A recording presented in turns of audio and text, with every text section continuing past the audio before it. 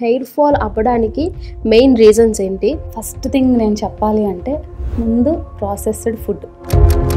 చాలా మందికి నిద్ర కరెక్ట్గా ఉండదు, సో దానివల్ల కూడా హెయిర్ ఫాల్ అవుతుంది. మనం తినే ఫుడ్ సరిగ్గా కనుక డైజెస్ట్ అవ్వకపోయినా, లేకపోతే మన ఫుడ్ వల్ల నోట్లో నుంచి స్మెల్ వస్తుంది కదా, దానికి దీనికి కనెక్షన్ ఉంటుంది అని చెప్పి. బట్ ఇది ఎలా రిలేటెడ్? మనం తినే ఫుడ్స్ ఏంటంటే ఒక రకమైన బ్యాక్టీరియల్ లేయర్ అనేది నాలుక మీద ఉండిపోవటం వల్ల కూడా ఈ బ్యాడ్ స్మెల్ అనేది వస్తుంది. విటమిన్ డి డెఫిషియన్సీ ఉన్నప్పుడు జస్ట్ మనం ఎండలో కూర్చోవడం వల్ల ఆ డెఫిషియన్సీని మనం తగ్గించుకోవచ్చా, లేకపోతే దాంతోపాటు ఫుడ్స్ కానీ లేకపోతే సప్లిమెంట్స్ కానీ యాడ్ చేయాల్సి వస్తుందా? ఇండియన్స్లో దాదాపుగా 80% of the Indians are suffering from vitamin D deficiency. సూర్యకిరణాల్లో విటమిన్ డి ఉంటుంది, సో మనం ఎండలో నుంచుంటే మనకు వచ్చేస్తుంది అనుకుంటారు. కానీ మనకి పెద్దవాళ్ళకి చాలామంది టీ అండ్ కాఫీ ఎడిక్షన్ ఉంటుంది. పర్టికులర్గా ఆ టైంకి టీ పడాలి, లేకపోతే కాఫీ పడాలి. సో ఇది లాంగ్ రన్లో మన బాడీలో టీ కానీ కాఫీ కానీ ఏం చేస్తుంది అసలు? ఈ కెఫిన్ అనేది ఇట్స్ లైక్ అ డోపమైన్ అనమాట. అంటే ఫీల్ గుడ్ హార్మోన్, హ్యాపీనెస్ ఇచ్చేస్తుంది. రోజుకి 2 కప్పులు టీ ఆర్ కాఫీ అనేది టోటలీ ఫైన్. 4-5 కప్పులు అవుతుందంటే మనం ఆలోచించుకోవాలి. ఆడవాళ్ళకి 30 years అట్లా వచ్చినాయి అని అంటే వాళ్ళకి ఐరన్ డెఫిషియన్సీ, కాల్షియం డెఫిషియన్సీ వస్తూ ఉంటుంది. ఎలాంటి జాగ్రత్తలు తీసుకుంటే తర్వాత వాళ్ళు ప్రాబ్లమ్స్ ఫేస్ చేయకుండా ఉంటారు? మనము ఎంత కేర్ తీసుకున్నా వచ్చే వస్తాయిలే, మనము యంగ్ లో ఉన్నాము, ఎంజాయ్ చేసేద్దాం, ఎలా పడితే అలా తినేద్దాం అని అనుకుంటూ ఉంటారు. యంగ్ లో ఏంటి, కొత్త బండి ఎలా ఉంటుంది, ఎంత అరగదీసినా కూడా కొన్ని రోజులు బాగానే ఉంటుంది. అవును, ఒక్కసారి మొదలు పడిందంటే ఇంక పడిపోదు. మనం రోజుకి ఎంత ప్రోటీన్ తీసుకోవాలి? 0.6 అనేది అందరూ తీసుకోవచ్చు. ఇప్పుడు చాలా మంది కార్బ్స్ కట్ డౌన్ చేసేస్తున్నారు, ఓన్లీ ప్రోటీన్ మీదే బేస్ అవుతున్నారు. సో దానివల్ల మన బాడీ ఎలాంటి ఇంపాక్ట్ చూపిస్తుంది? సడన్ గా మనం ఒక క్యాలిక్యులేషన్తో ప్రోటీన్ ఇవ్వడం స్టార్ట్ చేసినప్పుడు చాలా మందికి స్కిన్ గ్లో అవ్వాలి అని అంటే అలాంటి సప్లిమెంట్స్ తీసుకోవాల్సిందేనా? విటమిన్ సి సప్లిమెంట్స్ మన ఫుడ్ నుంచి ఏమీ రాదా? మనము తినకూడని తినేసి నేను విటమిన్ సి వేసేసుకుంటానంటే స్కిన్ గ్లో ఎక్కడి నుంచి వస్తుంది? గట్ ఎప్పుడు క్లీన్గా ఉండాలి. క్లీన్గా ఉండాలంటే హాయ్ మ్యామ్. హాయ్ అండి, ఎలా ఉన్నారు? బాగున్నానండి, మీరు ఎలా ఉన్నారు? చాలా బాగున్నాను ma'am. So ma'am, first question నేను ఏం అడుగుదాం అనుకుంటున్నానంటే హెయిర్ ఫాల్ గురించి. ప్రతి ఒక్క అబ్బాయికి ప్రతి ఒక్క అమ్మాయికి ఏజ్తో సంబంధం లేకుండా అందరికీ హెయిర్ ఫాల్ ఉంటుంది. సో అసలు హెయిర్ ఫాల్ అవ్వడానికి మెయిన్ రీజన్స్ ఏంటి, అండ్ హెయిర్ ఫాల్ అవుతున్నప్పుడు వాళ్ళు ఎలాంటి జాగ్రత్తలు తీసుకోవాలి, ఎలాంటి ఫుడ్ తీసుకుంటే ఆ హెయిర్ ఫాల్ని మనం స్టాప్ చేసి మళ్ళీ మంచిగా హెయిర్ని రీగ్రో చేసుకోగలం? సో ఫస్ట్ థింగ్ నేను చెప్పాలి అంటే ముందు ప్రాసెస్డ్ ఫుడ్. ఎందుకంటే ప్రాసెస్డ్ ఫుడ్ ఎంత ఎక్కువ తీసుకుంటూ ఉంటామో, మనం మేబీ హెల్దీ ఫుడ్ కూడా తింటూ ఉండొచ్చు, హోమ్ మేడ్ ఫుడ్ కూడా తింటూ ఉండొచ్చు, కానీ ప్రాసెస్డ్ ఫుడ్ పర్సంటేజ్ ఎక్కువ అవుతున్నప్పుడు మనం తినే హెల్దీ ఫుడ్లోని న్యూట్రియంట్స్ని మన బాడీ అబ్జర్వ్ చేసుకోలేదు. కాబట్టి ఫస్ట్ ప్రాసెస్డ్ ఫుడ్ని మనం తగ్గించుకోవాలి. నెక్స్ట్ థింగ్ ఏంటంటే ఇవాళ యూత్ చూసినా, వర్కింగ్ చూసినా, స్టూడెంట్స్ని చూసినా అందరికీ స్ట్రెస్ ఫ్యాక్టర్ బాగా ఉంటుంది. సో ఆ స్ట్రెస్ని పూర్తిగా తగ్గించుకోవడం అంటే మేబీ కుదరకపోవచ్చు, చాలా ఎఫర్ట్స్ పెట్టాలి, అట్లీస్ట్ మేనేజ్ చేయాలి. సో ప్లానింగ్ అంటూ ఉండాలి మనకి ప్రాపర్గా.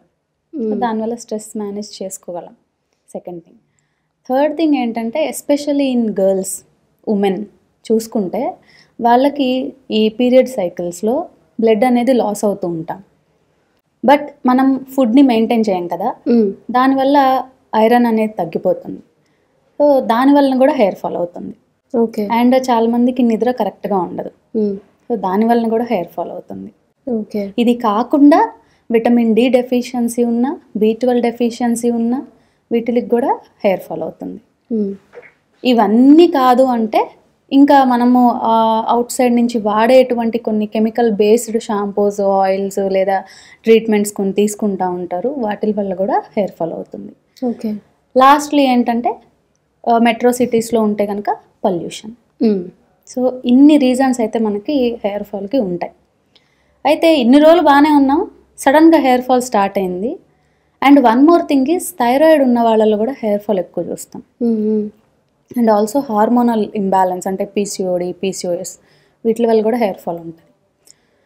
సో ఇవి రీజన్స్ అయితే డౌట్ ఎక్కడ రావాలి, అసలు మనకి ఎందుకు ఇంత హెయిర్ ఫాల్ అవుతుంది అన్నప్పుడు ఫస్ట్ చెక్ యువర్ విటమిన్స్. ముందు విటమిన్స్ అన్నీ చెక్ చేసుకొని, అంటే vitamin D, vitamin B12, iron, blood profile చూసుకోండి, అంటే థైరాయిడ్ కానీ ఇట్లాంటివి. ఇవన్నీ చూసుకుంటే దాని గురించి మనకు ఒక ఐడియా వస్తుంది. సో నా బాడీలో ఇది తగ్గింది కాబట్టి హెయిర్ ఫాల్ అవుతుంది. అవన్నీ బాగానే ఉన్నాయా? Concentrate on life style. Food ఎలా తీసుకుంటున్నారు, స్లీప్ ఉందా లేదా సరిగ్గా, మనకి అట్లీస్ట్ 6 to 8 hours అన్న స్లీప్ ఉండాలి, అదొకటి. అండ్ స్ట్రెస్, ఇన్ని చూసుకుంటే అప్పుడు మనకి కొంచెం, అంటే ఇవన్నీ ఫాలో అవుతే మనకి చిన్న చిన్నగా హెయిర్ గ్రోత్ అనేది, అంటే ఫస్ట్ హెయిర్ ఫాల్ ఆగుతుంది. 3 months అన్నా ఖచ్చితంగా ఇవన్నీ ఫాలో అవ్వాలి. ముందు మంచి ఫుడ్ తీసుకోవడం, అంటే ఇప్పుడు హెయిర్ గ్రోత్కి కావాల్సిన ఫుడ్ ఏంటంటే ఐరన్ రిచ్ ఫుడ్స్ తీసుకోవాలి ఖచ్చితంగా, అండ్ గుడ్ ఫ్యాట్స్ ఉండేటువంటి ఫుడ్స్, ఇలాంటివన్నీ.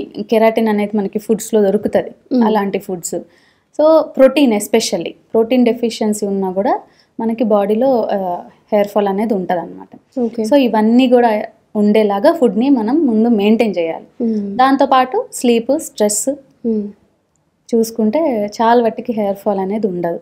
ఓకే, హెయిర్ ఫాల్ అనేది స్టార్టింగ్ స్టేజ్ అనుకోవచ్చు. అంటే కొంతమందికి వైట్ హెయిర్ వచ్చేస్తూ ఉంటుంది, దాన్ని మళ్ళీ మనం రివర్స్ చేసుకునే ఛాన్స్ ఏమన్నా ఉంటుందా? మోస్ట్లీ ఉండకపోవచ్చు, ఎందుకంటే ఒక్కొక్కళ్ళు అది జెనెటికల్గా వచ్చేస్తుంది. సో బాలనేర్పు అంటాం కదా, సో అలాగా చిన్న ఏజ్లో కూడా వచ్చేస్తుంది. ఇవాళ అయితే చాలా మందిలో చూస్తున్నాము, ఎందుకంటే బికాజ్ ఆఫ్ లైఫ్ స్టైల్ అనే చెప్పాలి. ఎందుకంటే ఇంబ్యాలెన్స్డ్ ఉంటుంది, నిద్ర ఉండదు, స్ట్రెస్ ఉంటుంది, బాగా ఫుడ్ మెయింటైన్ చేయరు. సో ఇవన్నీ అవ్వటం వల్ల ఏంటంటే బాడీలో ప్రతి పార్ట్ మీద మనకి ఇంపాక్ట్ పడుతుంది కదా, సేమ్ వైజ్ హెయిర్ కూడా అలా. ఓకే, సో మనం చూసుకుంటే అప్పుడప్పుడు మన దాంట్లో ఎప్పుడన్నా వైటమిన్స్ లేదు అన్నప్పుడు మన ఫేస్ మీద కానీ లేకపోతే మన చర్మం మీద చిన్న స్పాట్స్ లాగా, వైట్ స్పాట్స్ లాగా వస్తాయి. సో ఆ వైట్ స్పాట్స్ని తగ్గించాలి అని అంటే ఏం చేయాలి? ఫుడ్ ద్వారా. బి విటమిన్స్ అనేది తగ్గినప్పుడు వైట్ ప్యాచెస్ లాగా వచ్చే ఛాన్స్ ఉంటుంది అనమాట. అలాంటప్పుడు మనము ఫుడ్లో B12 వచ్చేటువంటి ఫుడ్స్, ఐరన్ రిచ్ ఫుడ్స్ ఇలాంటివి యాడ్ చేసుకున్నప్పుడు వైట్ ప్యాచెస్ అనేది తగ్గుతాయి. అండ్ డిఫరెంట్ రీజన్స్ ఉంటాయి. వైట్ ప్యాచెస్ అంటే ఓన్లీ విటమిన్ డెఫిషియన్సీ అనే కాదు, కొన్ని స్కిన్ రిలేటెడ్ విటిలిగో లాంటిది కూడా చిన్న చిన్న ప్యాచెస్ లానే స్టార్ట్ అవుతుంది. సో ఏంటి అసలు ఆ ప్యాచెస్కి రీజన్, ఆర్ అసలు అవి ఏం ప్యాచెస్ అనేది ఫస్ట్ ఐడెంటిఫై చేసుకొని దెన్ దానికి మనం ట్రీట్ చేసుకోవచ్చు. If it is a vitamin deficiency, అప్పుడు మనం ఫుడ్లో మనం చక్కగా రకరకాల ఆకుకూరలు, అంటే ఐరన్ కంటెంట్ ఉంటుంది కాబట్టి, B12 అంటే మనం ఫర్మెంటెడ్ రైస్, కొంబూచా లాంటివి, ఇలాంటివి కొన్ని ఫర్మెంటెడ్ ఫుడ్స్ యాడ్ చేసుకుంటే, కర్డ్, బటర్ మిల్క్ లాంటివి యాడ్ చేసుకుంటే మనకు కొంచెం B12 వస్తుంది. నాన్ వెజ్ అనుకోండి, చికెన్, ఫిష్, ఎగ్స్ ఇలాంటివి తీసుకుంటే మనకి B12 అందుతుంది. ఓకే, సో ఇప్పుడు ఎక్కడ చూసినా కూడా విటమిన్ డి డెఫిషియన్సీ అని చెప్తున్నారు. సో విటమిన్ డి డెఫిషియన్సీ ఉన్నప్పుడు జస్ట్ మనం ఎండలో కూర్చోవడం వల్ల ఆ డెఫిషియన్సీని మనం తగ్గించుకోవచ్చా, లేకపోతే దాంతోపాటు ఫుడ్స్ కానీ లేకపోతే సప్లిమెంట్స్ కానీ యాడ్ చేయాల్సి వస్తుందా? ఇవాళ ఇండియన్స్లో దాదాపుగా 80% of the Indians are suffering from vitamin D deficiency. Reasons ఏంటి అంటే, మనం ఎండలో ఉండడం అస్సలు లేదు, అంటే వర్క్ పర్పస్ కానీ ఏదైనా, అండ్ వే ఆఫ్ లివింగ్ కూడా మారిపోయింది కదా, చాలా వాటికి ఇంట్లోనే ఉంటున్నాం. వీఆర్ ఎనఫ్ ఎక్స్పోజర్ అనేది దొరకట్లేదు సన్లైట్కి, ఒక రీజన్ అది. ఇంకొకటి ఏంటంటే, మనకి విటమిన్ డి అనేది చాలామంది ఏమనుకుంటారు, సూర్యకిరణాల్లో విటమిన్ డి ఉంటుంది, సో మనం ఎండలో నుంచుంటే మనకు వచ్చేస్తుంది అనుకుంటారు, కానీ అది కరెక్ట్ కాదు. సో విటమిన్ డి రావాలంటే మన బాడీలో ఫ్యాట్ సెల్స్ యాక్టివేట్ అయ్యి ఆ సన్లైట్ మన బాడీ స్కిన్లోకి పెనట్రేట్ అయినప్పుడు ఈ ఫ్యాట్ సెల్స్తో అది బ్రేక్ డౌన్ చేసుకొని మనకి విటమిన్ డి అనేది లోపల సింథసైజ్ అవుతుంది అనమాట. ఓకే, సో ఇది ప్రొసీజర్. దీనికి టైం తీసుకుంటుంది, అట్లీస్ట్ 15 to 30 minutes అన్న మీరు ఎండలో ఉండాలి.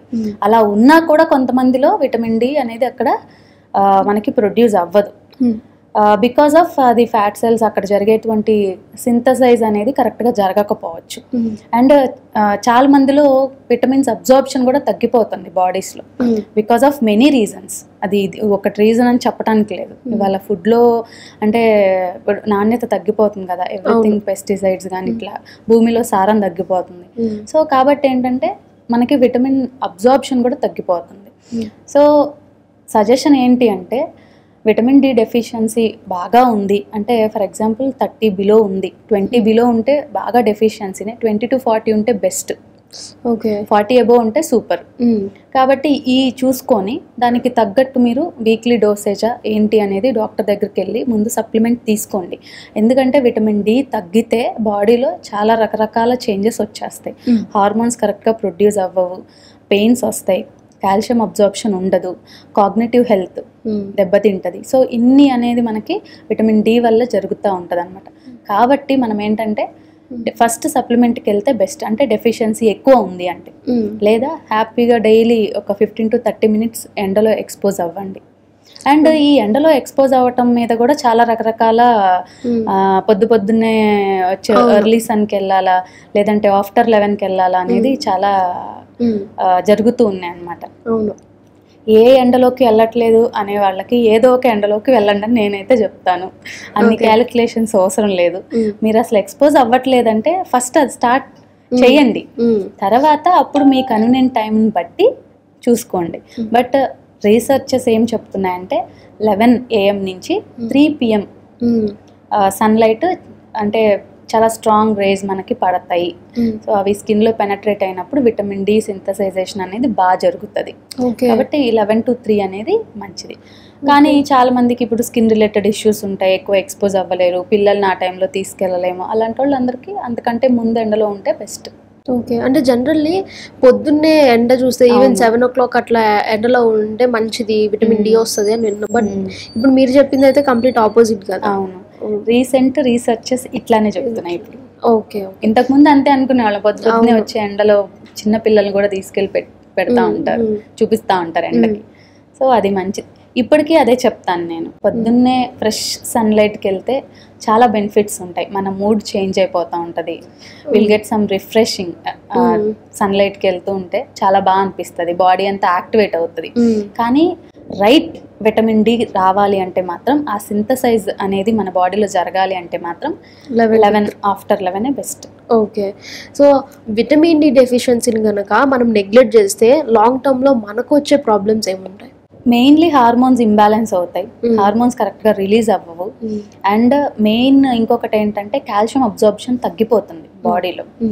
అండ్ బ్లడ్ ప్రెషర్ కూడా, విటమిన్ డికి బ్లడ్ ప్రెషర్కి కూడా కనెక్షన్స్ ఉంటాయి.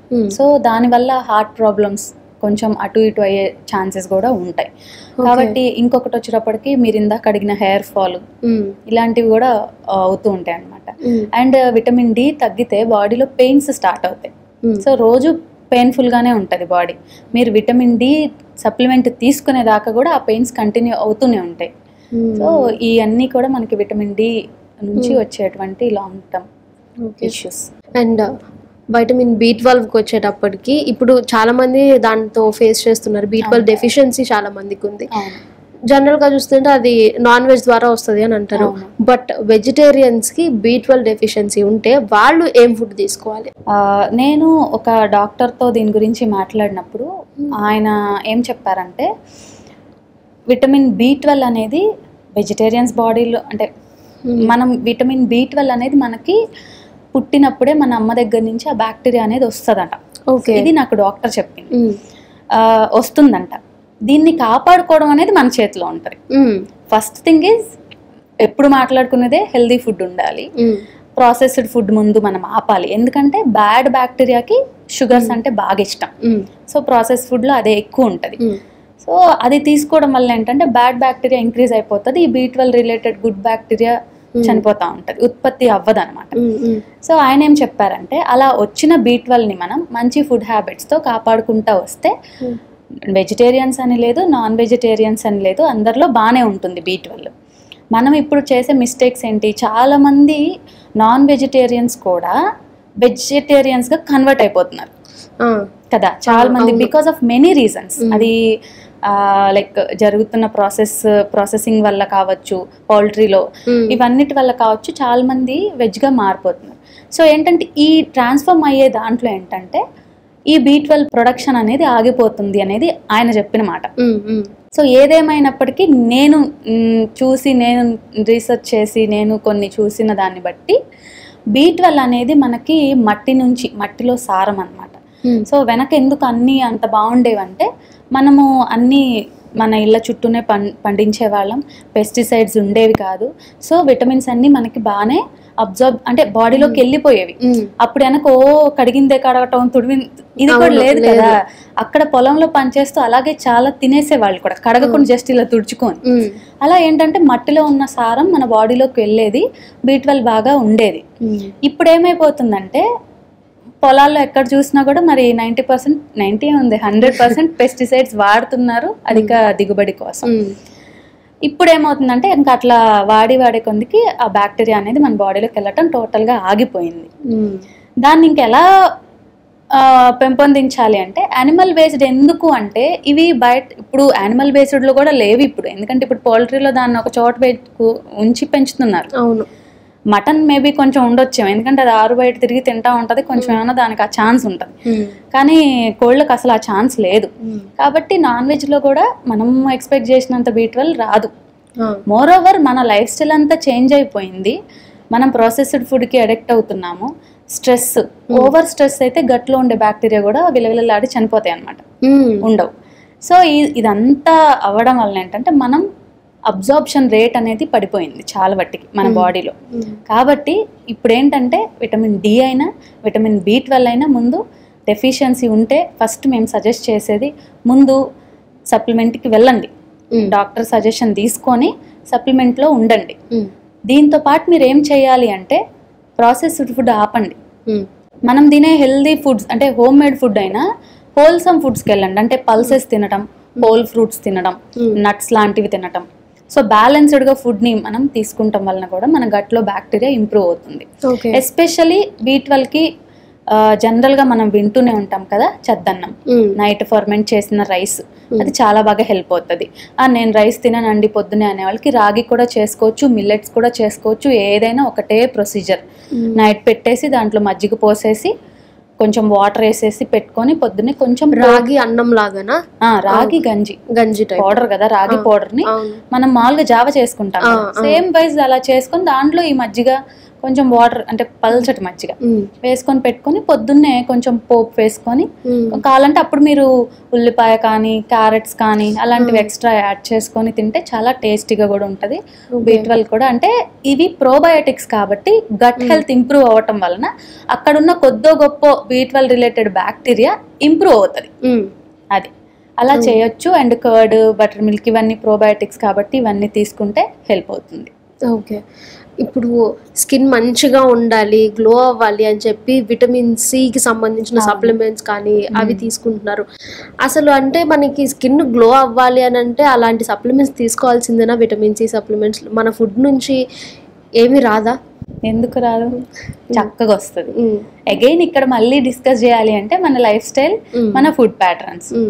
మనము తినకూడని తినేసి నేను విటమిన్ సి వేసేసుకుంటానంటే స్కిన్ గ్లో ఎక్కడి నుంచి వస్తుంది? ట్రూ కదా. సో మన స్కిన్ గ్లో బాగుండాలి అంటే మనం అన్ని విటమిన్స్ వెళ్ళాలి. A vitamin, C vitamin, antioxidants mainly. Gut ఎప్పుడు క్లీన్గా ఉండాలి. క్లీన్గా ఉండాలంటే మీరు ఇలాంటి ప్రాసెస్డ్ ఫుడ్స్ తింటే క్లీన్గా ఉంటుందా? ఉండదు కదా, ఉండదు. చాలా మంది డైలీ మోషన్కి వెళ్ళరు. So that is also one of the major issue. చాలా మంది కాన్స్టిపేషన్ ఇష్యూని ఫేస్ చేస్తున్నారు. సో ఇలా ఉన్నప్పుడు గట్ ఎలా హెల్దీగా ఉంటుంది? సో గట్ హెల్దీగా లేనప్పుడు మీ స్కిన్ ఎలా హెల్దీగా కనపడుతుంది, మీ ఫేస్ ఎలా గ్లో అవుతుంది? కాబట్టి ఫస్ట్ మీకు ఏది కావాలన్నా కాన్సన్ట్రేట్ ఆన్ యువర్ ఫుడ్. చక్కగా fresh fruits, fresh vegetables, green అంటే మనకి ఆకుకూరలు. విటమిన్ సి అంటే చక్కగా ఆమ్లా ఉంది, గోవా ఉంది, అండ్ లెమన్ ఉంది. ఇలాంటివి తీసుకోవడం, దాంతో పాటు ఇవి తీసుకున్నప్పుడు హెల్ప్ అవుతుంది. అండ్ ఆల్సో ఫ్యాట్స్ కూడా అవసరం మనకి. సో సీడ్స్, నట్స్ లాంటివి, ఎగ్స్ లాంటివి, చియా సీడ్స్ ఇలాంటివి తీసుకుంటున్నప్పుడు మంచి ఫ్యాట్స్ కూడా మన బాడీలోకి వెళ్తాయి. అండ్ గీ కూడా మంచిదే. చాలా మంది గీ తింటే పింపుల్స్ వస్తాయి అంటే అది ఒక్క కేటగిరీ వాళ్ళకి, అందరికీ అలా అయిపోదు. సో అలాంటి వాళ్ళు ఆపొచ్చు. కొంతమందికి నట్స్, సీడ్స్ కూడా పడవు, అవి తింటే బ్రేక్అవుట్స్ అవుతాయి. సో అలాంటి వాళ్ళు ఆపండి. బట్ జనరల్ గా అందరికీ మంచిది కాబట్టి చక్కగా తీసుకోవచ్చు. ఓకే, జనరల్గా ఆడవాళ్ళకి 30 years అట్లా వచ్చినాయి అని అంటే వాళ్ళకి ఐరన్ డెఫిషియన్సీ, కాల్షియం డెఫిషియన్సీ వస్తూ ఉంటుంది. సో వాళ్ళు అలా కాల్షియం డెఫిషియెంట్ అవ్వకుండా ఉండాలి అని అంటే ఎలాంటి ఫుడ్స్ వాళ్ళు ఫస్ట్ నుంచి తీసుకోవాలి, ఐ మీన్ ఫ్రమ్ టీనేజ్ దగ్గర నుంచి వాళ్ళు ఎలాంటి జాగ్రత్తలు తీసుకుంటే తర్వాత వాళ్ళు ప్రాబ్లమ్స్ ఫేస్ చేయకుండా ఉంటారు? Good question actually. ఎందుకంటే ఇవాళ చాలా మంది మైండ్ సెట్ ఎలా ఉంది అంటే, మనము ఎంత కేర్ తీసుకున్నా వస్తాయిలే, మనము ఎంగేజ్లో ఉన్నాము, ఎంజాయ్ చేసేద్దాం, ఎలా పడితే అలా తినేద్దాం అని అనుకుంటూ ఉంటారు. బెస్ట్ ఎగ్జాంపుల్ రీసెంట్లీ సమంత గారి వీడియో చూశాను నేను. ఈ మధ్య ఆమె ఇటువంటి ప్రాసెస్డ్ ఫుడ్స్ కానీ ఇట్లాంటి బ్రాండ్స్కి ఆమె బ్రాండ్ అంబాసిడర్గా ఒప్పుకోవట్లేదు. అవును. ఎందుకు అంటే ఆమెకి ఆటో ఇమ్యూన్ డిసీజ్ వచ్చినాక ఆమెకి బాగా తెలిసింది ఎందుకు మనం అలాంటి ఫుడ్స్ తీసుకోకూడదు అనేసి. సో ఆమె చెప్పిన మెయిన్ రీజన్, ఆమె తీసుకునే ఫుడ్స్ నేను కూడా అట్లా అన్నీ తినేదాన్ని, కానీ ఎప్పుడైతే ఇష్యూ రేజ్ అయినాక టోటల్లీ లైఫ్ స్టైల్ మార్చేశాను. అది మార్చటం వల్ల నేను ఇవాళ అట్లాంటి బ్రాండ్స్ని కూడా ఒప్పుకోవట్లేదు నేను. పోతే డబ్బులే పోతాయి కదా అన్నట్టు జస్ట్ రీసెంట్గా చూశాను నేను. సో ఏంటంటే ఇక్కడ ఇష్యూ, యంగ్స్టర్స్ ఎవరైనా సరే మీరు ఇక్కడి నుంచి మీ యొక్క లైఫ్ స్టైల్ని హెల్దీగా లీడ్ చేయడం స్టార్ట్ చేశారు అంటే ఫస్ట్ ఫుడ్, ఎలాంటి ఫుడ్ తీసుకుంటున్నారు అది చాలా ఇంపార్టెంట్. సో మనం తీసుకునే ఫుడ్స్లోనే మీరు పర్టికులర్గా ఇది తింటేనే ఇది వస్తుంది, అది తింటే అది వస్తుంది, ఏం అవసరం లేదు. మీరు ప్రాపర్గా తినే ఫుడ్స్ని కాన్సన్ట్రేట్ చేసుకొని బ్యాలెన్స్డ్గా తింటే దాంట్లో నుంచే కాల్షియం వస్తుంది, దాంట్లో నుంచి ఐరన్. ఎందుకంటే ఆకుకూరలు మనం జనరల్గా తింటాం కదా, అవును, స్పెషల్గా నాకు ఐరన్ కావాలి అని ఆకుకూర తినంగా, సో దాంట్లో నుంచి వస్తుంది. పాలు కానీ పెరుగు కానీ మజ్జిగ కానీ జనరల్గా తీసుకుంటాం. సో నువ్వులు జనరల్గానే ఉంటాయి కూరల్లోనో లేదా లడ్డుల్లాగానో. అంటే మనం ఇలాంటివన్నీ డే టు డే లైఫ్లో ఒక డోసేజ్ లాగా వెళ్ళిపోతూ ఉండాలి. ఇప్పుడు ఏంటంటే మనం అలాంటివన్నీ ఆపేసి ఏంటంటే టోటల్గా అవుట్ సైడ్ ఫుడ్ మీద, ప్యాకెడ్ ఫుడ్ మీద వెళ్ళేటప్పటికి ఎంగేజ్లో ఏంటి కొత్త బండి ఎలా ఉంటుంది, ఎంత అరగదీసినా కూడా కొన్ని రోజులు బాగానే ఉంటుంది. అవును, ఒక్కసారి మూలం పడిందంటే ఇంక పడిపోద్ది. అలాగనే మన బాడీ కూడా. సో ఎంగేజ్లో ఉన్నప్పుడు కావాల్సిన కేర్ ఏదైతే ఇవ్వాల్సిన కేర్ ఏదైతే ఇచ్చామో అది 40s, 50s, 60s వరకు బాగుంటుంది, దాని ఇంపాక్ట్ పడుతుంది. అందుకని నేను ఎస్పెషల్లీ అబ్బాయిలకైనా అమ్మాయిలకైనా ఎవరికైనా అంతే, కానీ అమ్మాయిల విషయంకి వచ్చేటప్పటికి ఏంటంటే we need to give birth, కాబట్టి మనం ఇంకా కేర్ఫుల్గా ఉండాలి. సో పీరియడ్ స్టార్ట్ అసలు చిన్న ఏజ్ నుంచే ఈ యొక్క కేర్ అనేది అవసరం. సో పిల్లల తల్లులకు ముందు నాలెడ్జ్ ఉండాలి, అక్కడి నుంచి వాళ్ళు షేర్ చేయాలి, వీళ్ళు క్యారీ ఫార్వర్డ్ చేసుకోవాలి. ఆఫ్టర్ ప్యూబర్టీస్ అక్కడి నుంచి ఇంకా కేర్ అవసరం, ఎందుకంటే అప్పటి నుంచి మనకి every month certain blood loss ఉంటుంది కాబట్టి అది మళ్ళీ నెక్స్ట్ పీరియడ్ లోపు రికవరీ అవ్వాలి అలా. సో అవన్నీ చూసుకోవాలి. ఎస్పెషల్లీ కాల్షియం విషయంకి వస్తే మనకేంటంటే ఆఫ్టర్ డెలివరీస్ మనము బేబీకి బ్రెస్ట్ ఫీడ్ ఇవ్వటము వీటి వల్ల ఏంటంటే మనకి మనలో ఉన్న ఎవ్రీ న్యూట్రియంట్ బేబీకి షేర్ అవుతుంది కదా. సో అన్నీ వెళ్తాయి కాబట్టి మన బాడీ మీద మనం కూడా దృష్టి పెట్టుకొని కరెక్ట్ ఫుడ్ తీసుకోవాలి. ఇవాళ చాలా మంది డెలివరీ అయినాక పత్యాలు అని చెప్పేసి చాలా ఫుడ్స్ని అవాయిడ్ చేస్తూ ఉంటారు. జనరల్గా వెనకడి నుంచి కొన్ని తినము, కొన్ని తినాలి, అట్లా కొన్ని వెనక ఉన్న సిచ్యుయేషన్స్కి వాళ్ళు చెప్పున్నారు. బట్ ఇప్పుడు సిచ్యుయేషన్స్ మారిపోయినాయి కదా, దానికి తగ్గట్టు మనం క్వాలిటీ ఫుడ్ ఇవ్వాలి. బ్యాలెన్స్డ్గా ప్రోటీన్స్ కావాలి, కార్బ్స్, ఫ్యాట్స్ అన్నీ కావాలి. అలా తీసుకుంటే ఏంటంటే ఇక్కడ బేబీకి ఎంత న్యూట్రియంట్స్ వెళ్తాయో మదర్ బాడీ కూడా రికవర్ అవుతుంది. సో దట్ ముందుకెళ్ళే కొన్ని అంటే ఆఫ్టర్ డెలివరీసే జనరల్లీ మనం ఈ హెయిర్ ఫాల్ కానీ మోకాలు నొప్పులు రావటం కానీ జాయింట్ పెయిన్స్ కానీ చూస్తూ ఉంటాం ఆడవాళ్ళలో. 30s దాటుతుందంటే మరి ఇవన్నీ అయిపోయి ఉంటాయి కదా. సో ఇక్కడి నుంచి మనం ఈ డెలివరీ తర్వాత కూడా బేబీకి ఎంత కేర్ ఇస్తూ ఉంటారో అలాగే మనం కూడా పర్సనల్ కేర్ తీసుకున్నప్పుడు ఫుడ్ మీద ఇంత ఇబ్బంది పడరు. అగైన్ ఇక్కడ ఏమవుతుంది, కొంచెం చేసుకోలేని అప్పుడు ఏం తింటాంలేని వారంలో 4 సార్లు బయట ఫుడ్ అయినప్పుడు ఇష్యూ స్టార్ట్ అవుతాయి. అట్లా ఆల్రెడీ బేబీకి మనం ఇచ్చేసాం చాలా న్యూట్రియంట్స్, దాన్ని రికవర్ చేసుకోవాలి కదా. సో ఫుడ్ అనేది చాలా ఇంపార్టెంట్. ఎలాగో నిద్ర మనకి ప్రాపర్ ఉండదు బేబీ టైమింగ్ ప్రకారం, అట్లీస్ట్ ఫుడ్ అనేది ప్రాపర్గా ఇచ్చినప్పుడు బేబీకి కూడా హెల్దీ మిల్క్ వెళ్తుంది, మీ బాడీ రికవర్ అవుతుంది. ఆఫ్టర్ 30s మీకు ఇబ్బందులు ఉండవు. ఓకే. సో ఇప్పుడు ఒమేగా 3 ఫ్యాటీ యాసిడ్స్ లేకపోతే మెగ్నీషియం ఇవి కూడా చాలా తక్కువగా చూస్తున్నాం, ఆ డెఫిషియన్సీస్ మనం చూస్తున్నాం. సో అవి రికవర్ చేసుకోవాలి అని అంటే ఏం ఫుడ్ తీసుకోవాలి? అసలు మన దాంట్లో ఆ డెఫిషియన్సీస్ ఉన్నాయి అని మనకి మన బాడీ ఎలాంటి సిగ్నల్స్ ఇస్తుంది? ఫస్ట్ మెయిన్లీ మెగ్నీషియం గురించి మాట్లాడుకుంటే కాళ్ళు పిక్కలు పట్టేయటం అంటారు, క్రాంప్స్ అంటూ ఉంటాం. ఎస్పెషల్లీ పడుకున్నప్పుడు పట్టేస్తూ ఉంటాయి, లాగేస్తూ ఉంటాయి. ఇలా చాలా మందిలో, చాలా ఆడవాళ్ళలో మేము చూస్తాం. కొన్నిసార్లు పట్టేసి కదలలేని స్థితి, లెగలేని స్థితిలో కూడా చాలా మంది డాక్టర్స్ దగ్గరికి వెళ్ళినప్పుడు జస్ట్ మెగ్నీషియం ఇంజెక్షన్స్ ఇస్తారు. వాళ్ళకి ఇంకా తర్వాత కాసేపటికి రిలీఫ్ వచ్చేస్తుంది. ఇదే సిమ్టమ్స్ మనకి. కొంచెం కొంచెంగా ఎప్పుడన్నా పడుకున్నప్పుడు కాళ్ళు లాగేస్తున్నాయి, అది మరీ ఫ్రీక్వెంట్గా ఉంది అంటే మీకు మెగ్నీషియం డెఫిషియన్సీ ఉంది అని అర్థం. సో మనం magnesium rich foods like banana లాంటివి యాడ్ చేసుకుంటే, నట్స్ ఇలాంటివి యాడ్ చేసుకుంటే, అంటే డైలీ ఇవన్నీ తినేవే మనము నెగ్లెక్ట్ చేస్తాం కదా ఆడవాళ్ళు. మరీ అందరికి పెడతారు కానీ వాళ్ళు పట్టించుకోరు. కాబట్టి కొంచెం కేర్ తీసుకొని తింటే కనుక మెగ్నీషియం జనరల్ ఫుడ్స్లోనే వచ్చేస్తుంది. పర్టికులర్గా మనం పట్టి తినాల్సిన అవసరం కూడా లేదు అలా. కాబట్టి ఇది మెయిన్ మనం చూస్తాం, ఈ పిక్కలు పట్టేయటం ఇలాంటిది ఎక్కువ చూస్తాము. అండ్ ఆల్సో ఇలాంటి వాళ్ళకి చిన్న సజెషన్ ఏంటంటే, ఇఫ్ బీపీ ఇష్యూస్ ఏం లేకపోతే వాటర్లో కొంచెం పింక్ సాల్ట్ వేసుకొని తాగిన, దాంట్లో కూడా ఎలక్ట్రోలైట్స్ ఉంటాయి, దాంట్లో మెగ్నీషియం కూడా ఉంటుంది. సో అది కూడా వాళ్ళకి హెల్ప్ అవుతుంది. బట్ సివియర్గా ఉన్నప్పుడు ఇది కూడా హెల్ప్ చేయదు. ఒమేగా-3 ఫ్యాటీ యాసిడ్స్ ఏంటంటే మనకి వాల్నట్స్ అండ్ సీడ్స్లో ఉంటుంది, అలాగే చియా సీడ్స్లో ఉంటుంది. ఇవి తీసుకుంటే మనకి ఒమేగా ఫ్యాటీ యాసిడ్స్ అందుతాయి. అగైన్ ఈ ఫ్యాట్స్ అన్నీ కూడా మనకి కాగ్నిటివ్ హెల్త్కి చాలా important. So brain functioning, nerves ఫంక్షనింగ్కి చాలా ఇంపార్టెంట్. అంటే చాలా మంది చూడండి 20s 25లోనే ఉంటారు కానీ అన్నీ మర్చిపోతూ ఉంటారు. అవును, ఎక్కడ ఏది పెట్టామో కూడా గుర్తుండదు, లేదా ఎదురుగున్నా కనపడదు. అలాంటివి కొన్ని అవుతూ ఉంటాయి అన్నమాట. అలా అవ్వకూడదు అంటే కొంచెం బ్రెయిన్ని యాక్టివ్గా ఉంచుకోవాలి మనము. అంటే డిఫరెంట్ ఏదైనా థింగ్స్ నేర్చుకోవడం కానీ ఇలాంటివి కూడా చేయాలి. దాంతోపాటు ఫుడ్లో అయితే ఈ fat related good fats, omega fats మీరు అన్నట్టు ఇవి ఫిష్లో కూడా ఉంటాయి. చాలా మంది ఫిష్ ఆయిల్స్ కూడా వాడతారు, బట్ అంత నెసెసరీ లేదు. మరీ మనకి ఒమేగా లేదంటే తప్ప ఫుడ్స్లో నట్స్, సీడ్స్, వాల్నట్స్, ఎస్పెషల్లీ ఈ ఫిష్ అంటే నాన్ వెజ్ తింటే ఫిష్ అలాంటివి తీసుకుంటే సరిపోతుంది. జనరల్లీ మనకి మూడ్ బాగాలేదు, లేకపోతే స్ట్రెస్గా ఫీల్ అవుతున్నాము, యాంగ్జైటీ వస్తుంది, ఇవన్నీ మనకున్న ఎక్స్టర్నల్ ప్రెషర్ వల్ల అని అనుకుంటాం. బట్ మన ఫుడ్ మన మెంటల్ హెల్త్ మీద ఎలాంటి ఇంపాక్ట్ చూపిస్తుంది? ఇప్పుడు మీరు చెప్పిన సిమ్టమ్స్ అన్నీ కూడా మెగ్నీషియం తక్కువ ఉన్నా కూడా వస్తుంది, విటమిన్ డి తగ్గినా కూడా వస్తుంది. విటమిన్ డి తగ్గినా కూడా మూడ్ అస్సలు బాగోదు, డిప్రెషన్లోకి వెళ్ళిపోతారు. మెగ్నీషియం కూడా. సో ఈ డార్క్ చాక్లెట్ కూడా బాగా హెల్ప్ అవుతుంది, దాంట్లో మెగ్నీషియం ఉంటుంది. ఇమీడియట్గా మూడ్ని మనకి ఎన్హాన్స్ చేస్తుంది అనమాట. సో ఇలాంటివి మనము ట్రిక్స్ లాగా, అంటే ఎప్పుడు లో అనిపిస్తుంది అంటే ఎస్పెషల్లీ పీరియడ్స్కి ముందు చాలా మంది ఆడవాళ్ళు ఫేస్ చేస్తూ ఉంటారు ఇలాంటి సిమ్టమ్స్, పిఎంఎస్ అంటాం. సో ఇలాంటప్పుడు అందుకే చాలా మంది చూడండి చాలా యాడ్స్లో చాక్లెట్స్ ఇవ్వటం, గర్ల్ ఫ్రెండ్స్కి చాక్లెట్ ఇవ్వటం పీరియడ్ టైంలో కేరింగ్ లాగా చూపిస్తూ ఉంటారు. దానికి బిహైండ్ రీజన్ ఏంటంటే బికాజ్ డైరీ మిల్క్, పర్క్ వాటిల్లో అయితే మెగ్నీషియం దొరకదు మీకు.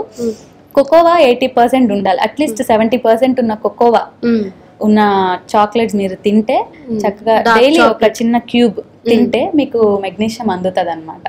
సో అది మీకు హెల్ప్ అవుతుంది, డైలీ చక్కగా తినచ్చు. ఎందుకంటే కోకో బాగుంటుంది, దాంట్లో మెగ్నీషియం ఉంటుంది, మనకి కావాల్సినట్టు మూడ్ ఇంప్రూవ్ అవుతుంది. అండ్ మీరు అన్నట్టు ఈ విటమిన్ డెఫిషియన్సీస్ వల్ల మీరు అన్నట్టు డిప్రెషన్ కానీ, మూడ్ బాగోకపోవడం కానీ, దేని మీద ఇంట్రెస్ట్ లేకపోవడం కానీ ఉంటుంది. బట్ అదర్ ఫ్యాక్టర్స్ ఏంటి అంటే స్ట్రెస్ వల్ల కూడా డిప్రెస్ అయిపోతూ ఉంటారు. అంటే ఏదో టార్గెట్స్ ఉంటాయి, అది అందుకోలేరు, so they feel so depress అలా. But mainly vitamins. జనరల్గా మనం రోజుకి ఎంత ప్రోటీన్ తీసుకోవాలి, అసలు మన బాడీకి ఎంత నెసెసిటీ ఉంటుంది ప్రోటీన్, అండ్ మనకి ప్రోటీన్ డెఫిషియన్సీ ఉందని మన బాడీ మనకిచ్చే సిగ్నల్స్ ఏంటి? So first as per protocol మనము 0.8 grams per 1 kg body weight, ఇది అందరికీ కావాలి. అయితే ఇంకా 1 gram per kg, 1.2 ఇలా తీసుకునే వాళ్ళు కూడా ఉంటారు. డిపెండ్స్ అనమాట వాళ్ళ ఫిజికల్ యాక్టివిటీ ఏంటి. అండ్ బాడీ బిల్డర్స్ కానీ ఇట్లా ఉన్నప్పుడు వాళ్ళకి ఇంకా ఎక్కువ కావాల్సి వస్తుంది. అదే జనరల్గా so normal day to day లైఫ్లో 0.8 అనేది అవసరమే. కానీ 0.8 తీసుకుంటున్నా కూడా చాలామంది గట్ అనేది ఏమంటే కంఫర్ట్గా ఫీల్ అవ్వరు బిగినింగ్ డేస్లో. ఎందుకంటే జనరల్గా మనము అంత ప్రోటీన్ తీసుకోము డైలీ. ఓకే, చాలా అంటే ఇండియన్స్ మనం నార్మల్గా మన దాల్స్లో వాటిలో ఉండే లిటిల్ బిట్ ప్రోటీనే కానీ జనరల్గా ఎగ్సే తినాలా, చికెనే తినాలా ఇట్లా, లేదా పల్సెస్ తినాలా, పట్టుబట్టి అవే తినరు. అవును. ఏదో డే టు డే ఎప్పుడో గుగ్గిల్ లాగా చేసుకోవడం అట్లా, అంతే కానీ క్యాల్కులేటెడ్గా ఎవరు తినరు. సో దానివల్ల ఏంటంటే సడన్గా మనం ఒక క్యాల్కులేషన్తో ప్రోటీన్ ఇవ్వడం స్టార్ట్ చేసినప్పుడు చాలామందికి కాన్స్టిపేషన్ వచ్చే ఛాన్స్ ఉంటుంది, అండ్ ఆల్సో బ్లోటింగ్ కూడా వస్తుంది, కడుపు ఉబ్బరంగా ఉంటుంది, ఎంతసేపటికి ఆకలి అవ్వదు. ఎందుకు అవ్వదు అంటే ప్రోటీన్ తీసుకోవడం ఒక్కటే కాదు, ప్రోటీన్ తీసుకుంటున్నప్పుడు మీ బాడీ ఎంత యాక్టివ్గా ఉంటుంది అనేది కూడా చూసుకోవాలి మీరు. ఓకే, అది వెరీ ఇంపార్టెంట్. ఎందుకంటే మీరు కదలకుండా కూర్చుంటాను నేను 0.8 grams ప్రోటీన్ తీసుకుంటా అంటే నో యూజ్. ఎందుకంటే అది అబ్జార్ప్షన్ అవ్వదు, అంటే మనకి దానివల్ల బెనిఫిట్స్ అనేది రాకపోగా ఇబ్బందులు స్టార్ట్ అవుతాయి. అంటే ఇట్లానే కాన్స్టిపేషన్ కానీ, లేకంటే బ్లోటింగ్ కానీ, ఇండైజెషన్ కానీ, ఇట్లాంటివి కొన్ని అవుతూ ఉంటాయి. ఓకే. సో 0.6 అనేది అందరూ తీసుకోవచ్చు. మన ఫిజికల్ యాక్టివిటీ కొంచెం సెడెంటరీ లైఫ్ స్టైల్ ఉన్నా ఏదున్నా కూడా 0.6 అనేది నేనైతే అందరికీ తీసుకోమనే చెప్తాను. ఓకే. సో మీరు ఎప్పుడైతే ప్రోటీన్ పెంచుకోవాలి అనుకుంటున్నారో అప్పుడు మీరు క్రమేణా ఫిజికల్ యాక్టివిటీని కూడా పెంచుకోండి. అట్లీస్ట్ ఒక 45 to 1 hour ఏమన్నా walking or any kind of exercises, strength training కానీ ఏదైనా సరే చేస్తూ ప్రోటీన్ తీసుకున్నప్పుడు you will get a good shape. Me muscles మంచిగా బిల్డ్ అవుతాయి, ఫ్యాట్ అంతా కట్ డౌన్ అవుతుంది because of this combination. Mainly మనకి ఫిజికల్ యాక్టివిటీ ఉంటేనే ప్రోటీన్ అరుగుతుంది చెప్పాలంటే.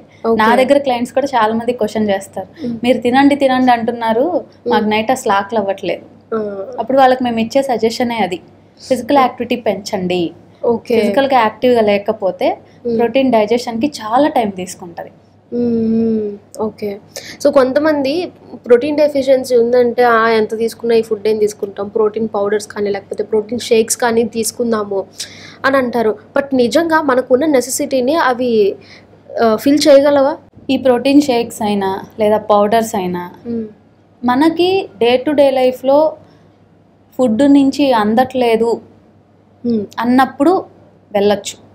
ఫుడ్ నుంచి హ్యాపీగా మనము ప్రోటీన్స్ని తీసుకోగలిగినప్పుడు బయట పౌడర్స్కి వెళ్ళకపోవడం బెస్ట్ అని నేను అంటాను. ఓకే. ఇప్పుడు ఎలాంటి వాళ్ళల్లో చెప్పొచ్చు, ఫర్ ఎగ్జాంపుల్ వెజిటేరియన్స్ అనుకుందాం, వాళ్ళు నాన్ వెజ్ తినరు, సో అక్కడ sources cut. Vegetarians gastric issue ఉంది, సో పప్పు ధాన్యాలు తినలేరు, అవి కట్. సరే మనం పనీర్ ఇద్దామా అంటే లాక్టోజ్ ఇంటాలరెన్స్ ఉంది, సో దానివల్ల మనం మిల్క్ రిలేటెడ్ అంటే పనీర్ ఇవ్వలేం. సరే టోఫు లాంటిది ఇద్దామా అంటే థైరాయిడ్ ఉంది. సో ఇన్ని కాంప్లికేషన్స్ ఉన్న బాడీకి మనం ఎలాగూ ప్రోటీన్ అందించలేం ఫుడ్ నుంచి. అవును. సో అలాంటి వాళ్ళు కొంచెం బెస్ట్ ప్లాంట్ బేస్డ్ ప్రోటీన్స్కి వెళ్తే మంచిది. ఎలాగూ వాళ్ళు సోయా రిలేటెడ్కి వెళ్ళలేరు, వేకి వెళ్ళలేరు, సో వాళ్ళు అక్కడ పోయినా ప్లాంట్ బేస్డే చూస్ చేసుకోవాలి. ఓకే. సో అలాగా వెళ్ళాలి, కానీ బెస్ట్ పాసిబుల్ వేస్ ఇన్ని ఉన్నప్పుడు మీరు ఫుడ్ నుంచి తీసుకోకుండా ప్రోటీన్ పౌడర్స్కి వెళ్ళటం అనేది అంత కరెక్ట్ కాదు. మరి ఇప్పుడు చాలా మంది కార్బ్స్ కట్ డౌన్ చేసేస్తున్నారు, ఓన్లీ ప్రోటీన్ మీదే బేస్ అవుతున్నారు.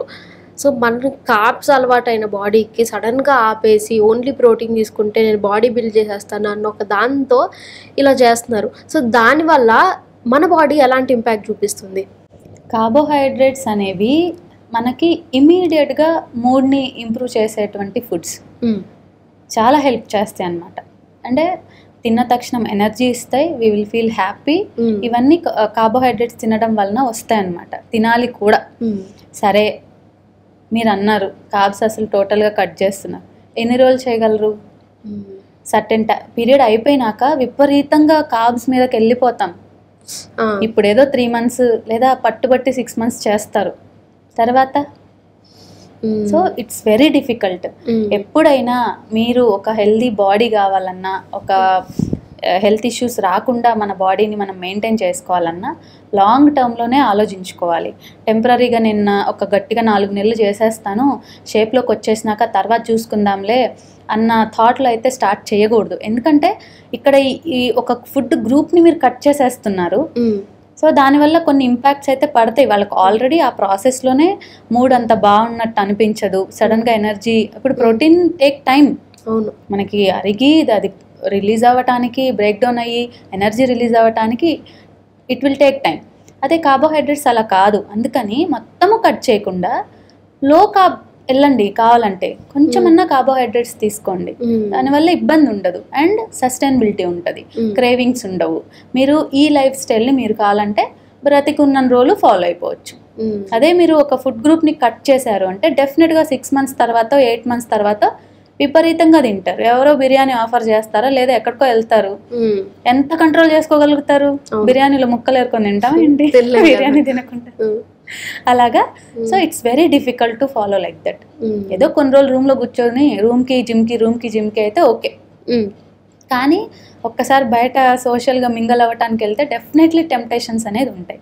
కాబట్టి నా సజెషన్ ఏంటంటే ఏ ఫుడ్ గ్రూప్ని ఆపొద్దు, ఏది ఎంత తినాలో తెలుసుకొని తినండి, దానికి తగ్గట్టు వర్కౌట్స్ చేయండి.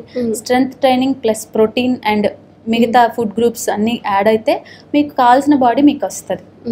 అండ్ ఇప్పుడు అందరి ఉద్దేశము బాడీ బిల్డ్ చేసేయాలని కాదు కదా, గుడ్ హెల్త్, మంచి పోస్చర్, ఇవి ఇంపార్టెంట్. ఫిజిక్ ఉండాలి కరెక్ట్గా అని అనుకుంటాం, దానికోసం మనం ఇంత త్యాగాలు చేయాల్సిన అవసరం అయితే లేదు. అండ్ ప్రోటీన్ పేరు మీద పాపం చికెన్ని రోజు తినేస్తున్నారు. సో అలా రోజు చికెన్ తినడం వల్ల మనకు వచ్చే కాంప్లికేషన్స్ ఏముంటాయి? నేనైతే కాంప్లికేషన్స్ ఏమి ఉండవనే చెప్తాను, ఎందుకంటే నిజమే chicken is a good protein source, తీసుకోవచ్చు. కాకపోతే ఇవాళ చాలా లైక్ పౌల్ట్రీలో వస్తున్న ప్రాసెసింగ్ గురించి, ఆ ఇంజెక్షన్స్ అంట ఏదంట ఏదో చాలా జరుగుతున్నాయి, కానీ అవన్నీ తీసి పక్కన పెట్టేస్తే ప్రోటీన్ మనకి చికెన్లో చాలా మంచిగా అందుతుంది. అయితే ఎందుకు మైనస్ అవుతుంది అంటే చికెన్ ఒక్కదాని మీదే కాన్సన్ట్రేట్ చేయడం వల్ల మైనస్ అవుతుంది. సో మన ఇళ్లలో కూడా చూడండి, ఎప్పుడన్నా నాన్ వెజ్ కర్రీస్ చేసినప్పుడు వెజిటేబుల్స్ని ఎవ్వరు పట్టించుకోరు, అవును, తెల్లారి కాన్స్టిపేట్ అవుతారు, అవునా కదా, మోషన్ ప్రాబ్లమ్. అవును, అక్కడ నేనేం చెప్తానంటే చికెన్ తినండి, దాంతోపాటు సర్టెన్ వెజిటేబుల్స్ మీద కూడా కాన్సన్ట్రేట్ చేయండి, సో దట్ ఇబ్బంది రాదు. ఎప్పుడు పద్దాకలా ఏమంటారు రోజు చికెన్ తింటున్నాము, ఇటువైపు ఫైబర్ కంటెంట్ని తగ్గించేస్తున్నాం అంటే డెఫినెట్లీ కొన్ని రోజుల తర్వాత మీకు కాన్స్టిపేట్ అవుతూ ఉంటారు. ఇట్ లీడ్స్ అలాగే కొన్ని లాంగ్ టర్మ్లో వెళ్ళిపోయినప్పుడు మేబీ కిడ్నీ స్టోన్స్ కూడా రావచ్చు, because of indigestion, not because of chicken. ఇది చాలా జాగ్రత్తగా మీరు అర్థం చేసుకోవాలి. ఆ తర్వాత మళ్ళీ తమ్నేళ్ళు చికెన్ తింటే కిడ్నీ స్టోన్స్ అలా కాదు. సో ఏంటంటే మనకి ఇది తినటం వలన ఏం ప్రాబ్లం లేదు. Vegetables, fibre content, especially water, అది లేకపోవడం వల్ల ఏంటంటే డైజెషన్ అవ్వదు. సో ఇదేం చేస్తారు వీళ్ళు, ఇన్స్టెంట్గా కొన్ని ఉంటాయి కదా, మోషన్ ప్రాబ్లం వచ్చినప్పుడు, కాన్స్టిపేషన్ వచ్చినప్పుడు ఏదో ఒక డాక్టర్ దగ్గరికి వెళ్తే ఏదో ఒక లిక్విడ్ ఇస్తారు, వెళ్ళిపోమంటారు. కానీ కాన్సన్ట్రేట్ చేసే దాని మీద చేయకుండా అదర్ ఫ్యాక్టర్స్ మీద చేస్తే ఏం లాభం వస్తుంది?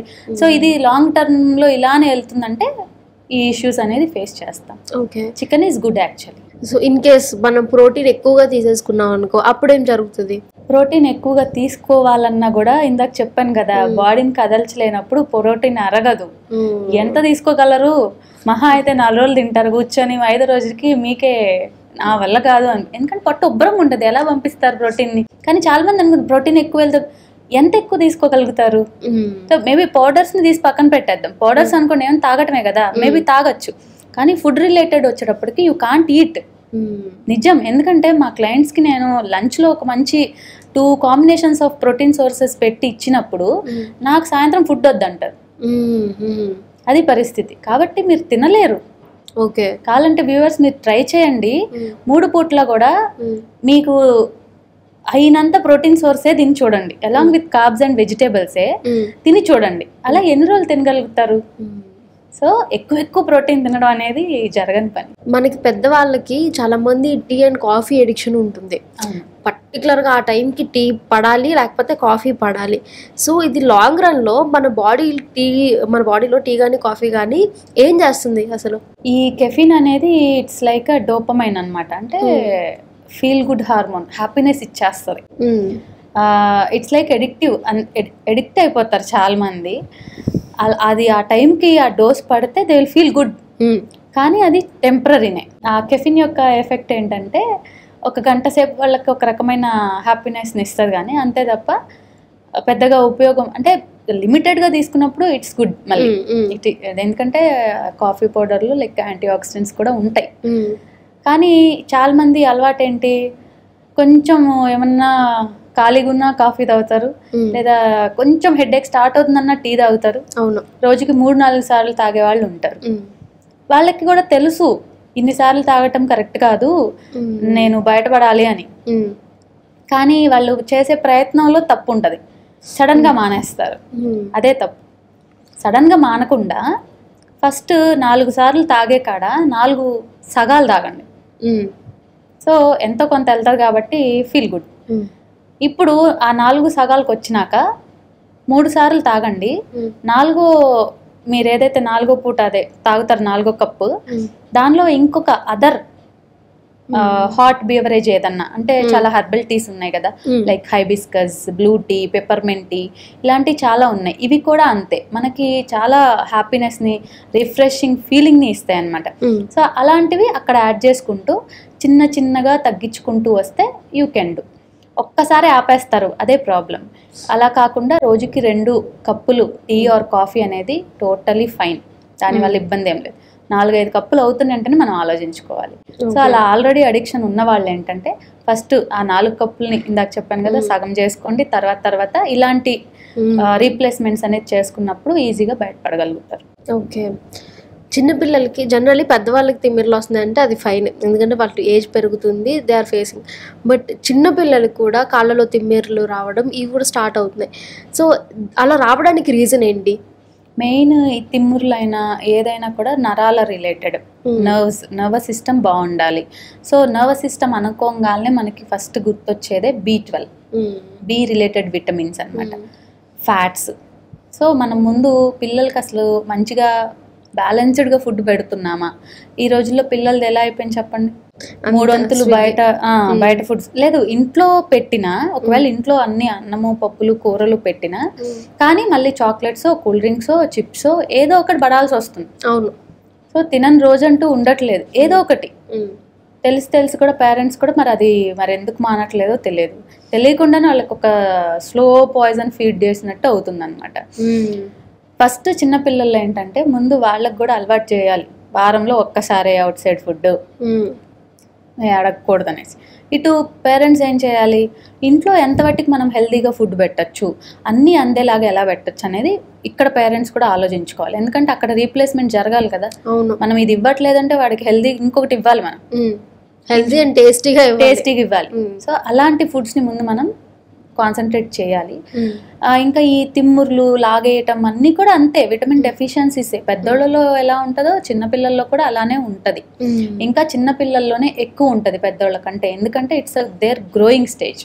సో వాళ్ళకి మనకంటే ఇంకా ఎక్కువ ఫుడ్ కావాలి, ఇంకా ఎక్కువ కాన్సన్ట్రేట్ చేయాలి. ప్రోటీన్ అయినా కూడా వాళ్ళకి ఇంకా ఎక్కువ ప్రోటీన్ కావాలన్నమాట కంపేర్ టు ఎల్డర్స్. కాబట్టి ఆ ఏజ్ అనేది చాలా క్రూషియల్ టైం గ్రోత్కి. బోన్స్ కానీ ఏదైనా ఎవ్రీథింగ్, బాడీ అంతా కూడా గ్రో అవుతూ ఉంటుంది. దానికి తగ్గ ఫుడ్ మనం ఇవ్వాలి. ఎప్పుడైతే ఇలాంటి ఫుడ్స్ వెళ్ళట్లేదో, లేదా వీళ్ళు పెట్టినా కూడా అబ్జార్ప్షన్ ఉండదు. ఎందుకు ఉండదు అంటే మరి అవుట్ సైడ్ ఫుడ్ అంత పడుతుంది కదా, అప్పుడు లైక్ గట్లో బ్యాక్టీరియా అనేది ఇంప్రూవ్ అవ్వవు అనమాట. సో అబ్జార్ప్షన్ అనేది తగ్గిపోతూ ఉంటుంది. రిలేటెడ్ ఏంటంటే ఈ నరాల వీక్నెస్ లాంటిది, లాగేయటం, పట్టేయటం అన్ని పిల్లల్లో కూడా చూస్తూ ఉంటాం. దీనికి ఏంటంటే ముందు ఈ ఫుడ్స్, ముందు హోల్సమ్ ఫుడ్స్, వాళ్ళకు కూడా నట్స్ పెట్టడం, అన్ని వెజిటేబుల్స్ పెట్టడం, ఏదో ఒక ముఖాంతరం. కూరల్లో తినట్లేదా చపాతీల్లో పేస్ట్ చేసి వేసి చపాతీలు చేయటం, లేదా చపాతీ లైక్ మనం పరోటా టైప్ చేస్తాం కదా, లోపల స్టఫ్ పెట్టేసి చేయటం, టిక్కీస్ లాగా చేయటం, అన్ని మెత్తగా గ్రైండ్ చేసి టిక్కీస్ చేయొచ్చు, అలాగా చేయటం. సో వాళ్ళు అసలు ఎలా తినగలరు చూసుకొని అలాగా మనము ఫుడ్స్ అనేది పెట్టినప్పుడు పిల్లల్లో ఇది ఉండదు. అండ్ ఎస్పెషల్లీ ప్రోటీన్ డెఫిషియన్సీ పిల్లల్లో చాలా ఉంటుంది. సో ప్రోటీన్స్ కూడా చాలా అవసరం. కాబట్టి వాళ్ళకి ఎటువంటిది ఇవ్వచ్చు, ప్రతి ప్లేట్లో బ్రేక్ఫాస్ట్, లంచ్, డిన్నర్, కుదిరితే స్నాక్స్ అన్నిట్లో కూడా ప్రోటీన్ థింగ్ వెళ్ళేలాగా చూసుకుంటే పిల్లల్లో ఇటువంటి ఇబ్బందులు రావు. Okay. So thank you so much ma'am. ఈరోజు వచ్చి మాకు విటమిన్స్ అండ్ మినరల్స్, మన న్యూట్రియంట్స్ మన బాడీకి ఎంత ఇంపార్టెంట్ అని చెప్పినందుకు thank you so much. Pleasure is always mine. ఎందుకంటే నాకున్న నాలెడ్జ్ని ఇంకా కొంతమందికి నేను చెప్పగలుగుతున్నాను. Thank you for this opportunity.